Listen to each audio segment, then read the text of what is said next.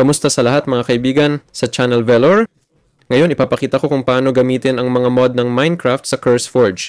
Para dito, pumunta tayo sa CurseForge mismo kung meron kayo nito. Kung wala, kailangan natin i-download ito. Para gawin ito, pumunta tayo sa browser. Ako, halimbawa, wala nito. Tama?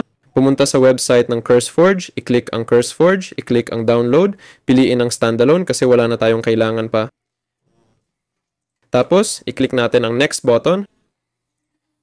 Sige, tanggapin natin next at hintayin ang installation. I-click ang finish button at buksan ang CurseForge. Bukas na ito. Ayos. Ayan.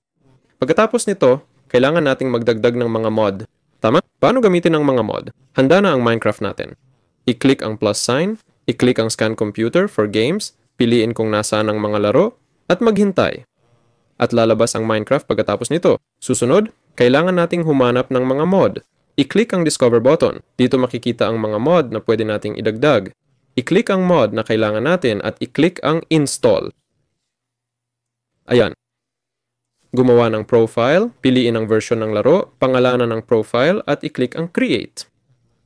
Sa profile na ito makikita ang mga mod na idinagdag mo. Yun lang po. Ako si Velor. Paalam sa lahat.